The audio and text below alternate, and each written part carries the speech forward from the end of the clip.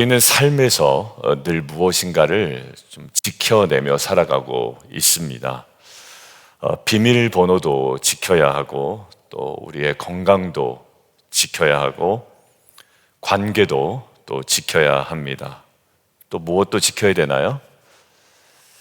신용도 미국 생활하면 잘 지켜야 됩니다. 그리고 때로는 우리의 자존심도 지켜야 합니다. 우리는 깊이 생각해 보진 않았지만 지키는 것에 굉장히 익숙합니다. 무엇인가를 지켜내고 지키는 삶을 살아가고 있다고 해도 사실 과언이 아닙니다. 오늘 본문에서 사도 바울은 디모데에게 반복해서 이것들을 이야기하는데, 제가 아까 읽기 전에 말씀드린 것처럼 14절 이렇게 얘기하죠. 이 명령을 지켜라 라고 이야기하고, 20절에 내게 부탁한 것을 지켜라 라고 이야기합니다. 이 지켜라 라는 말은요, 헬라어로 같은 단어입니다. 아까 봉독 전에 제가 이 단어가 발견이 되었고 사전을 찾아보니 같은 단어입니다. 이 지키라라는 말은 복음의 진리가 훼손되지 않도록, 네 몸을 지키라는 것도 아니죠. 비밀번호를 지키라는 것도 아니고, 건강을 지키라는 것도 아니고, 관계를 지키라는 것도 아니고, 지금 뭐냐면 복음의 진리가 훼손되지 않도록 지켜라라는 거죠. 그러니까 디모데전서의 그 마지막 장면에 지금 사도 바울은 어찌 보면 한 가지를 강조하고 있는 거예요. 디모데야, 네가 에베소에서 지금 목회하고 있는데 복음의 진리가 훼손되지 않도록 지켜야 된다라는 거죠. 저는 디모데를 향한 이 바울의 도전이 저와 여러분을 향한 동일한 도전이고 또 권면이라고 생각이 듭니다. 그렇다면 우리는 이런 질문으로 오늘 본문을 좀 보려고 하는데, 그렇다면 디모데를 향한 도전이었고 또 저와 여러분을 향한 권면이라면 복음을 지키는 삶이란 과연 어떠한 삶인가? 라는 질문을 던지고 그에 대한 해답을 두 가지 오늘 본문에서 찾아보려고 합니다. 첫 번째요, 복음을 지키는 것은 고백한 믿음을 살아내는 것이다 라는 겁니다. 복음을 지킨다라는 이미지는 참 떠올리기가 쉽지 않아요. 근데 오늘 본문은 고백한 믿음을 살아내는 삶이다. 자, 사도 바울 디모데에게 이렇게 얘기하죠. 자, 12절 함께 읽겠습니다. 시작. 믿음의 선한 싸움을 싸우라. 영생을 취하라. 이를 위하여 내가 부르심을 받았고 많은 증인 앞에서 선한 증언을 하였도다. 아마 침례나 안수받던 자리였을 것 같습니다. 디모데는 공동체 앞에 서 있어요. 그리고 예수를 따르겠노라고 자신의 신앙을 고백했을 겁니다. 어떤 고백인가요? 신앙 고백입니다. 바울은 지금 디모데를 향한 편지의 마지막 결론에서 그 장면을 떠올리고 있는 거예요. 디모데야, 너 그때 공동체 앞에서 그리스도를 따르겠노라고 신앙 고백을 했잖니? 라고 이야기하는 거예요. 그러면서 보이진 않지만 이러한 질문이 따라붙는 것 같습니다. 디모데야, 그 고백은 지금도 네 안에 살아있느냐? 아니, 살아있다 라고 지금 도전하고 있습니다. 우리도 이미 고백한 사람들이죠. 우리가 침례받을 때 고백했고, 또 지난주 예배드리다가 마음속으로 고백했고, 또 함께 기도하던 중에 고백했습니다. 예수님은 나의 주님이십니다. 그리고 관련한 신앙의 고백은 오늘 새벽에도 끊임없이 고백되고 있습니다. 근데 이렇게 질문하시는 것 같아요. 사도 바울이 디모데에게 보이지 않는 질문을 한 것처럼 오늘 성령께서 저와 여러분에게 이렇게 질문하시는 것 같습니다. 그 고백은 지금도 살아있느냐? 죄송합니다. 이름 한번 부를게요. 김진이야. 죄송해요. 그 고백이 살아있느냐? 이렇게 물어보는 것 같은 거예요. 하나 좀 생각을 해보세요. 예수님은 제자들에게 이렇게 물으시죠. 우리가 복음서에 보면 너희는 나를, 그렇죠. 이런 합이 참 좋아요. 너희는 나를 하니까 저 누구라 하느냐. 너희는 나를 누구라 하느냐. 베드로가 고백합니다. 뭐예요? 고백합니다. 주는 그리스도시요 살아계신 하나님의 아들입니다. 자, 고백하죠. 근데 참 신기한 게 제가 어제 묵상하다가 예수님은 그 고백 위에 이렇게 말씀하십니다. 내가 이 반석 위에 내 교회를 세우겠다라는 거예요. 여러분들, 교회는 어디에 세워졌습니까? 고백 위에 세워졌던 거예요. 신앙 고백 위에 세워진 게 교회입니다. 그러니까 빛과 소금 교회도 우리가 세상의 빛과 소금이 되겠습니다. 세상의 인류가 되어서 우리가 복음을 전하는 것이 아니라 철저하게 주님께서 이 땅 가운데 오신 십자가의 방식으로 우리가 세상으로 나아가겠습니다라는 신앙의 고백 위에 세워졌죠. 그럼 우리 교회를 주님께서 다시 흔드실 때, 성령께서 우리 교회를 깨우실 때, 그리고 다시 힘주실 때 무엇을 생각나게 하실까요? 우리의 첫 고백을 생각나게 하십니다. 우리 이제 새가족반에 우리 교회에 대해서 소개할 때 이 이야기를 합니다. 저희 교회는 300명 이상 꾸준히 출석하거나 100가정 이상 꾸준히 출석하면 6개월 이상, 그때 분립 개척 준비위원회를 발족합니다. 이 이야기를 꼭 드려요. 그러니까 저희 교회는 막 교회가 커진다고 해서 건물이 계속 커질 건 아닙니다. 어느 정도만 되고 저희는 분립 개척을 시킬 거예요. 어떤 거예요? 우리의 고백입니다. 교회를 좀 더 키우고 싶고 건물을 더 크게 하고 싶고 이럴 때 우리는 어느 지점에 서야 됩니까? 우리의 첫 고백 위에 서야 됩니다. 여러분들 잘 아시다시피 베드로도요, 예수님 3번 부인하죠. 그리고 주님 마지막에 다시 찾아옵니다. 요한복음 21장에. 그리고 다시 묻습니다. 네가 나를 사랑하느냐? 베드로의 대답은 뭡니까? 주님만이 아십니다라고 하지만 사실 사랑의 고백이죠. 제가 다른 거는 못해도 이제 주님 사랑합니다. 주님 아실 겁니다. 라는 거예요. 자, 그 주님 잘 보세요.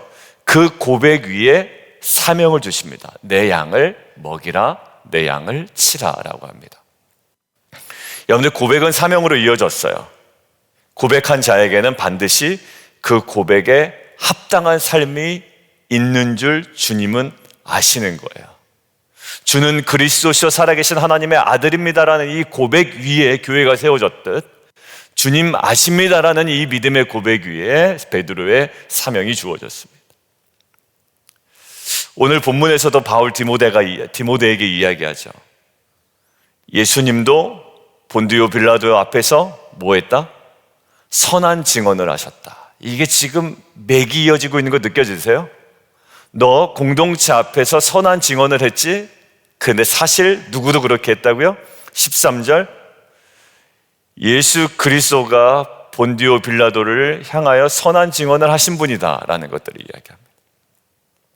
결국 이 말은 예수님도 진리 앞에서 침묵하지 않으셨고 고백하셨고, 어디 앞에서?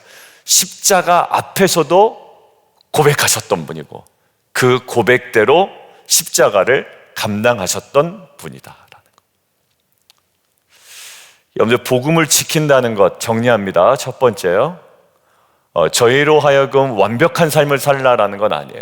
오늘 저와 여러분에게 복음을 지키는 삶을 살으라고 디모데전서의 마지막 부분을 통해서 우리에게 도전하시는데, 어떻게 여러분들 첫 대지를 정리하시고 적용하시겠어요?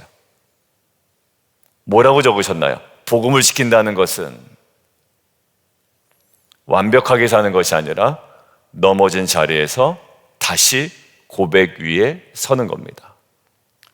비즈니스 시작할 때에 여러분들의 고백이 있었을 거예요. 그 고백이 여러분들의 방향을 잡아줄 겁니다. 여러분들 직장생활 처음 시작할 때에 고백이 있었을 것이고, 교회를 처음 개척할 때에 믿음의 고백이 있었을 것이고, 주님을 만났을 때에 각자의 고백이 있을 거예요. 주님은 저와 여러분 오늘 이 아침에 그 고백 위에 다시 세웁니다. 그 고백은 직장에서의 정직을 선택하도록 만들 거예요. 누군가 용서하는 선택을 하게 할 겁니다. 그리고 자녀 앞에 신앙을 행동으로 보여주는 선택을 하게끔 할 거예요. 그리고 타협보다는 믿음을 붙들도록 할 겁니다. 그리고 무너졌을 때 다시 말씀 앞에 서도록 저와 여러분을 이끌 겁니다. 그리고 디모데전서 6장 18절 한번 보세요. 이 뭔가 믿음을 지킨다, 복음을 지킨다라는 것은요, 결국 이런 상태로 나타나요. 선을 행하고 선한 사업을 많이 하고 나누어지기를 좋아하며 너그러운 자가 되도록 우리를 만들 겁니다. 어떤 삶은? 복음을 지키는 삶은. 그리고 자신의 고백 위에 자신의 삶을 다시 세운다면 이 18절의 삶은 부자에게 어려운 삶이 아니라 자신의 복음을 지키는, 그리고 자신의 삶을 자신의 믿음의 고백 위에 다시 세우는 것을 통해 우리 안에 나타나는 삶의 열매가 될 것입니다. 우리는 이미 고백한 자들이에요. 그 고백이 오늘도 살아있게 하도록, 그 고백이 우리 안에 다시금 살아나도록, 그리고 고백이 여러분들의 삶을 세워나가는 귀한 하루 되기를 주님의 이름으로 축원드립니다. 자, 두 번째요. 복음을 지킨다라는 삶은 뭘까요? 첫 번째 뭐였습니까? 자신의 고백 위에 삶을 살아가는 겁니다. 자신의 고백한 믿음을 살아내는 삶이다. 자, 주일은 이제 여기 대지가 있으니까 좀 이렇게 딱 대조가 될 텐데요. 고백한 믿음을 살아내는 거죠. 두 번째 뭐냐면 다가올 미래의 영광을 준비하는 거예요. 고백한 믿음을 살아내는 것. 두 번째는 다가올 미래의 영광을 준비하는 거예요. 살아가는 삶, 준비하는 삶입니다. 자, 대조를 좀 시켜볼게요. 첫 번째 대지는 시점이 어디 겁니까? 과거에 고백한 믿음을 오늘 살아내는 거죠. 우리 끊임없이 고백하지만 과거에 고백한 믿음을 오늘 살아내는 것이고, 그리고요, 두 번째는 다가올 미래의 영광을 오늘 준비하는 것이 복음을 지키는 거예요. 자, 오늘 14절 한번 보겠습니다. 함께 읽죠. 시작. 우리 주 예수 그리스도께서 나타나실 때까지 흠도 없고 책망받을 것도 없이 이 명령을 지키라. 믿는다고 고백했던 그 복음을 주님 다시 오실 때까지 끝까지 붙들라라는 이야기죠. 자, 그런데 15절 잠깐 보세요. 기약이 이르면 하나님이 그의 나타내심을 보이시리라. 예수님 반드시 오신다라는 거예요. 근데 지금 복음을 지킨다라는 것과 이게 무슨 상관이 있을까요? 예수님 다시 오신다라는 게? 하나님이 정하신 그때의 그 영광이, 뒤에 보면 하나님은 복되시고 유일하신 주권자이시고 만왕의 왕이시며 만주의 주시고 막 이런 얘기가 나오잖아요. 모든 영광이 어떻게 그 모든 사람 앞에 드러날 것이라는 거예요. 그러니까 지금 디모데에게 무엇을 강조하고 있냐면 우리는, 그리고 너는 그 나를 향해 살아가고 있는 자다라는 것들을 디모데전서의 마지막 부분에 다시 한번 각인시키고 있는 겁니다. 디모데야, 우리는 그날을 향해 가고 있는 사람이야. 자, 이제 이해되시죠? 그날을 믿는 사람, 그날을 바라보는 사람은 무엇이? 오늘을 다르게 살아갑니다. 바울은요, 이 흐름 속에서 17절 이어갑니다. 자, 잘 따라오셨어요? 17절. 내가 이 세대에서 부한 자들을 명하여 마음을 높이지 말라고 이야기해라. 정함이 없는 재물에 소망을 두지 말라고 이야기해라. 그리고 뭘 얘기해라? 우리에게 모든 것을 후히 주사 누리게 하신 하나님께 소망을 두라고 이야기해라 라고 이야기하죠. 지금 부한 자들 이야기를 갑자기 왜 꺼낼까요? 이유는 분명합니다. 복음을 지킨다는 것이, 그리고 하나님께 소망을 둔다는 것이 오늘 현지의 삶을 18절처럼 바꿔버리기 때문에 그래요. 세상은 이야기 안 되는 거예요. 돈을 좀 쥐어라, 거기에 소망을 두어라. 하지만 바울은 이렇게 얘기합니다. 재물의 소망을 두지 말고 재물에 소망을 두지 말고 모든 것을 후히 주시는 어디에게? 하나님께 소망을 두라라고 누구에게 도전하라는 거예요? 그 당시에 살아가던 에베소 교회에 돈 많은 사람들이 많았거든요. 그 사람들에게 강하게 도전을 하라는 거예요. 당신들 지금 돈이 많지만 돈에 소망 두지 마십시오.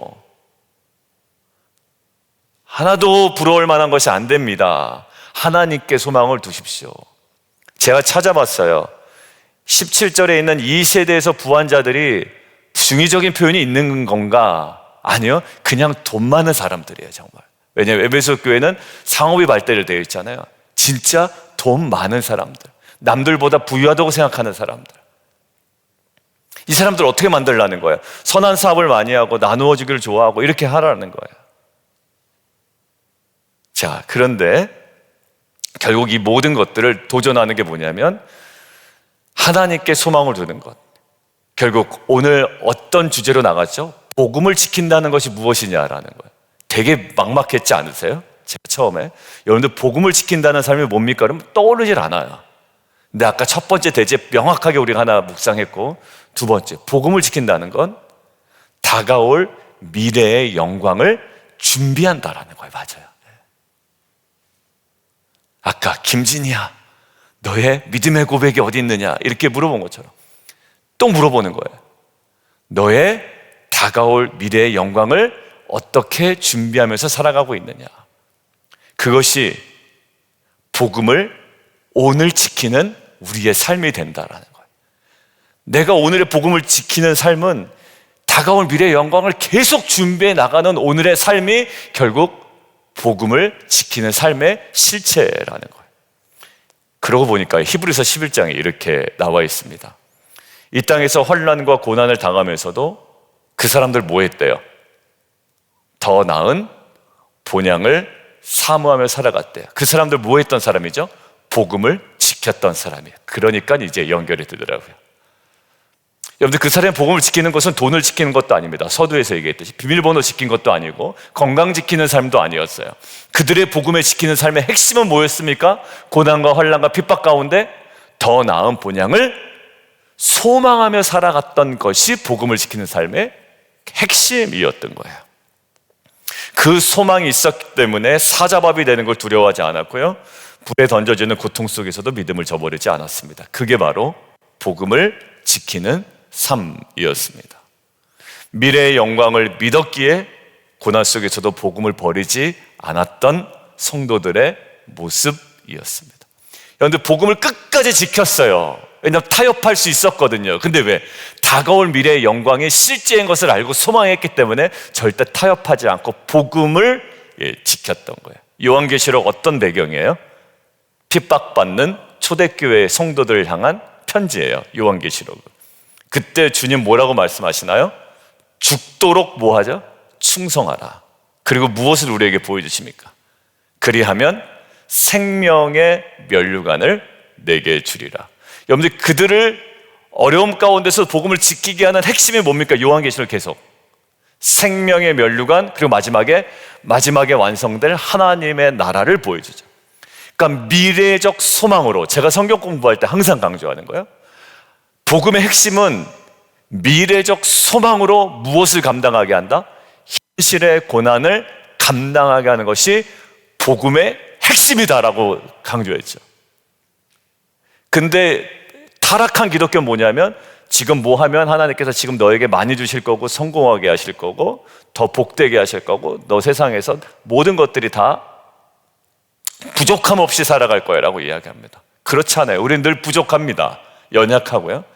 핵심 뭐예요? 미래적 소망으로 오늘 현재의 고난을 감당하도록 하는 것. 그게 바로 오늘 복음을 지키는 삶의 핵심이에요. 왜 오늘 우리가 정직하게 살아야 됩니까? 왜 우리가 남 얘기 안 해야 되죠?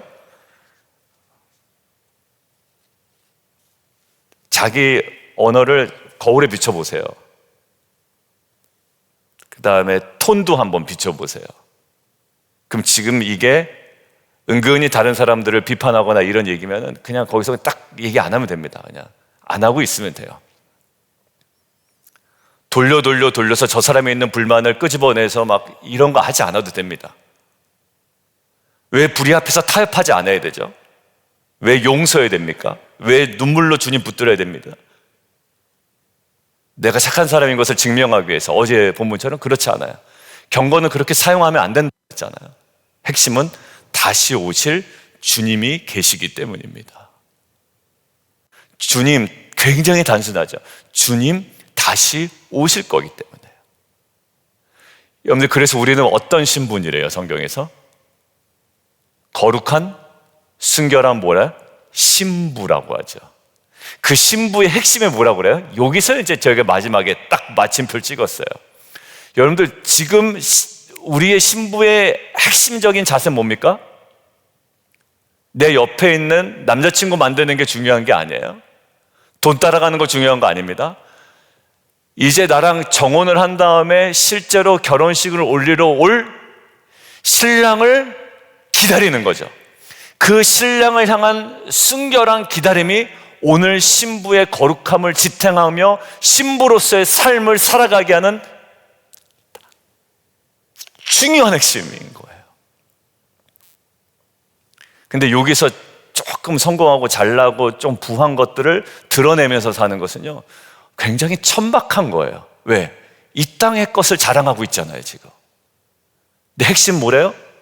다가올 미래의 소망이에요. 그러니까 교회 공동체 안에서는요, 재산과 상관없이, 배우고 못 배운 거 상관없이 누구나 자랑할 수 있는 겁니다. 왜? 나는 하물며 학식도 자랑하지 않는다. 뭐예요? 오직 십자가에 달린 예수만 자랑한다. 그러니까 우리는 누구나 자랑할 수 있는 것이고 누구나 복음을 지켜나갈 수 있는 것입니다. 어제 이 말씀 묵상하다가 결국 우리의 삶은 주님 다시 앞에 서는 날을 향해 걸어가는 자들이구나라는 생각이 들었어요. 계속 주님 앞으로 가까이 가고 있는 겁니다. 주님이 오시던 우리가 가건 조금씩 가까워지고 있는 거예요. 병에서 나도 결국 우리는 죽습니다. 지금 현재 문제 해결이 돼도 결국 우리는 죽어요. 그러나 그 죽음을 통과한 영원한 부활로 가는 거고 더 나은 본향으로 가는 거예요. 그게 우리에게 살아있다면 오늘의 복음을 지켜나갈 수 있습니다.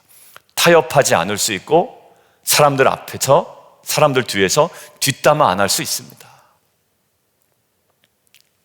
작은 유혹을 이기는 것, 아무도 알아주지 않아도 주님 앞에 정직한 것, 외로워도 믿음을 포기하지 않는 것, 이 모든 것이 복음을 지키는 삶이고 다가올 영광을 준비하는 삶입니다. 오늘 말씀 마무리합니다.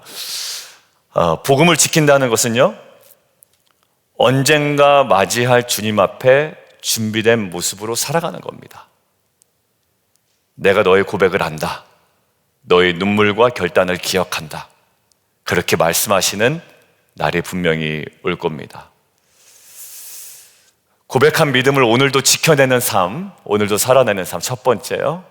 그리고 다시 오실 그 날 앞에 부끄럽지 않은 오늘의 삶, 이것이 저와 여러분이 지켜나가야 되는 오늘의 복음의 삶, 복음을 지켜나가는 삶인 줄 믿습니다.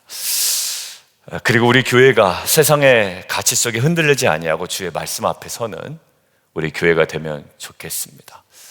헛된 거에 괜히 마음 두지 아니하고 진리 앞에 나아가는 공동체 되기를 원합니다. 함께 기도하죠. 이렇게 기도했으면 좋겠습니다. 하나님, 첫 번째 대지 복음을 지킨다는 것, 이미 우리가 고백한 자임을 잊지 않게 해주십시오. 그래서 그 고백이 오늘도 살아있게 하시고 우리의 선택과, 그다음 제일 중요한 거, 우리의 말과 속으로 반해서의 모든 뉘앙스와 행동 속에 복음의 선한 빛이 드러나게 하여 주옵소서. 그리고 주님 다시 오실 그날 앞에 이 고백을 끝까지 지켜나가게 하여 주옵소서. 삶으로 주님을 증언하며 살아가는 주의 백성들 되게 하여 주옵소서. 우리 함께 주님 이름 한 번 부르고 함께 기도하며 나아갑니다.